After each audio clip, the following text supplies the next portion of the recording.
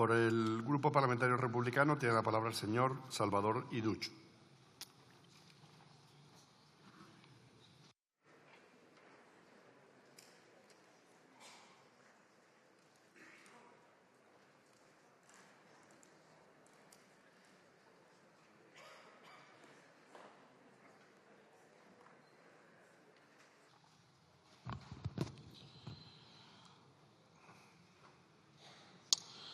Bona tarda, gràcies, president.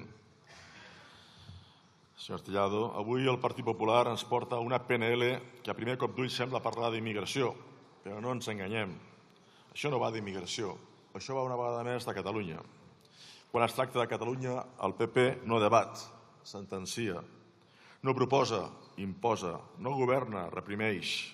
El seu dogma és sempre el mateix, recentralitzar, uniformitzar i una grande i libre. Per això no pot haver una gran coalició en Alemanya, perquè la diferència de la dreta espanyola amb la dreta alemana és que la dreta espanyola es va desnazificar. La dreta espanyola encara té dintre del seu ADN el franquisme. Per això no pot haver una gran coalició.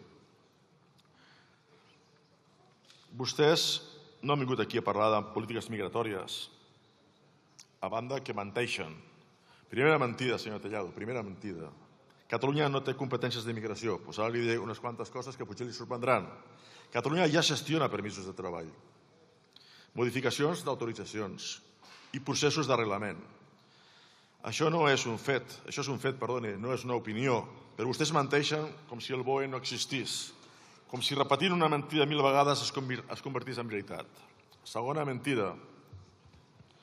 Només Catalunya reclama aquestes competències. El País Basc té competències similars. Madrid i Andalusia gestionen polítiques d'integració i acollida, però quan Catalunya ho fa, de sobte és un desafiament a la unitat d'Espanya.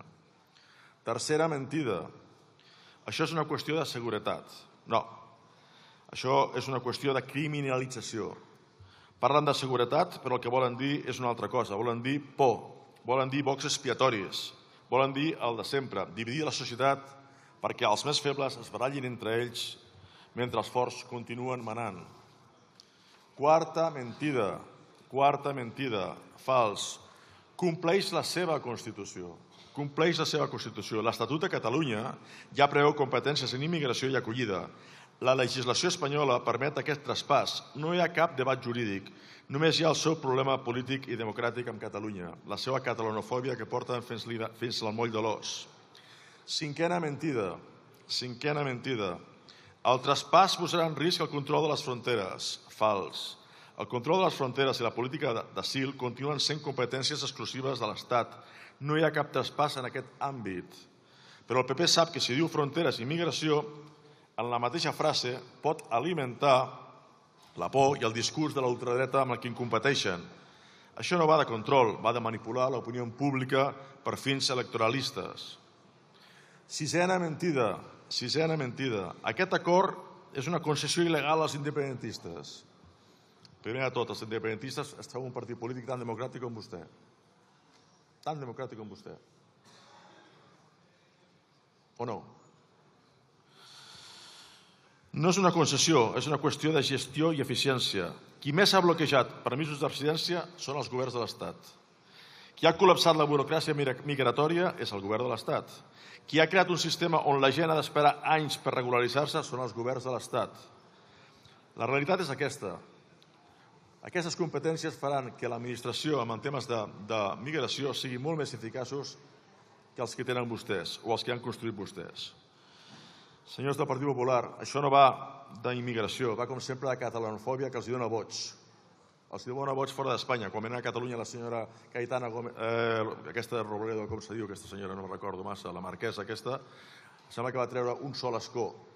A vegades els trobem a faltar el poder, a vegades només, perquè la gent pateix, però els trobem a faltar perquè quan vostès governen l'independentisme puja. El Partit Popular té un llarg historial de guerra contra Catalunya. Va recórrer l'Estatut i va dinamitar un pacte polític votat pel poble. Avui encara el poble de Catalunya no ha votat l'Estatut retallat.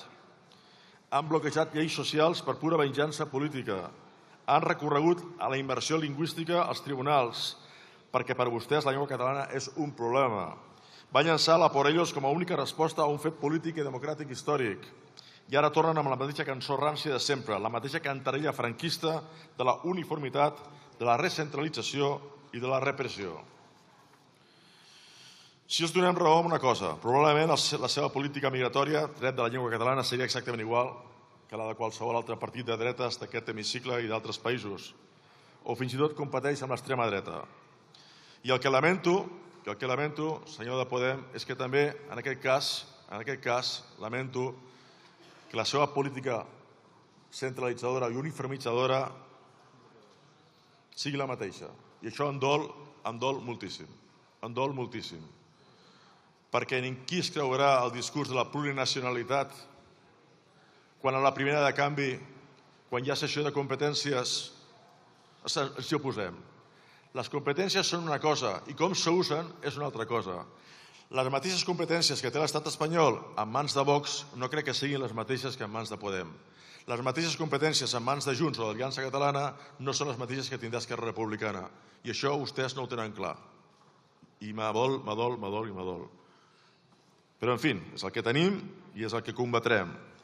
Per nosaltres, el tema de la resposta a la immigració és un tema de justícia social, de drets humans, i per això sempre hem estat a favor de l'ILP, de regularització ja, etc. Però, evidentment, no podem votar a favor d'aquesta llei que simplement és una mostra més de la seva catalanofòbia. Moltes gràcies. Gracias. Por el Grupo Parlamentario Plurinacional Sumar tiene la palabra el señor Santiago Romero.